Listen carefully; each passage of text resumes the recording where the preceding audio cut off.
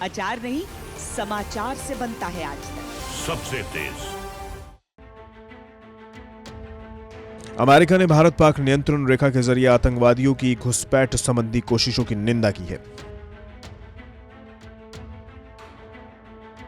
उसने सभी पक्षों से एलओसी पर तनाव घटाते हुए 2003 के संघर्ष विराम समझौते की प्रतिबद्धताओं का पालन करने की अपील की है।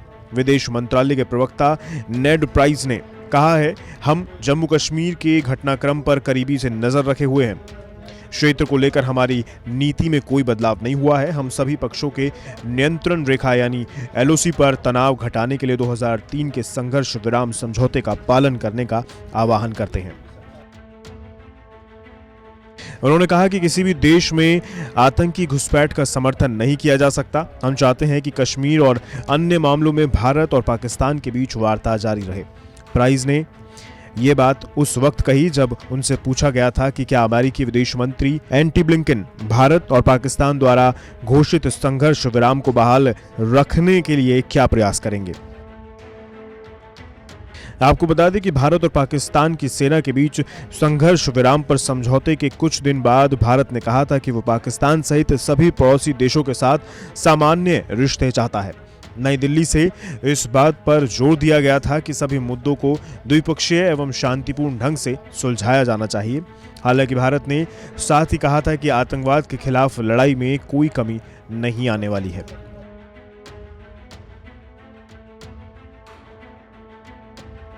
भारत की ये टिप्पणी ऐसे समय में आई थी जब पिछले महीने ही दोनों देशों के सैन्य अभियान महानिदेशकों के बीच बैठक के बाद जारी एक संयुक्त बयान में कहा गया था कि दोनों पक्षों के नियंत्रण रेखा पर और अन्य क्षेत्रों में संघर्ष विराम पर सभी समझौतों का सख्ती से पालन करने पर सहमति जताई।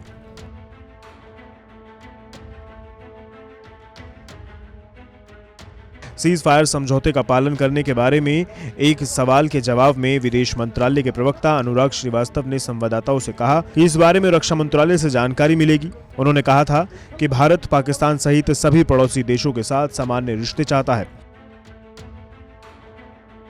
उन्होंने कहा कि भारत सभी मुद्दों अगर कोई है तो उसका शांतिपूर्ण और द्विपक्षीय समाधान निकालने को प्रतिबद्ध है। महत्वपूर्ण मुद्दों पर देश के रुख में कोई बदलाव नहीं आया है।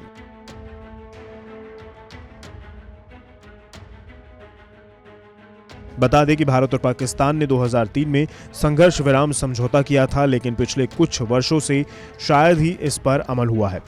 वहीं सैन्य अधिकारियों ने कहा कि आतंकवाद के खिलाफ लड़ाई या सीमा पर सैनिकों की तैनाती में कोई कमी नहीं की जाएगी।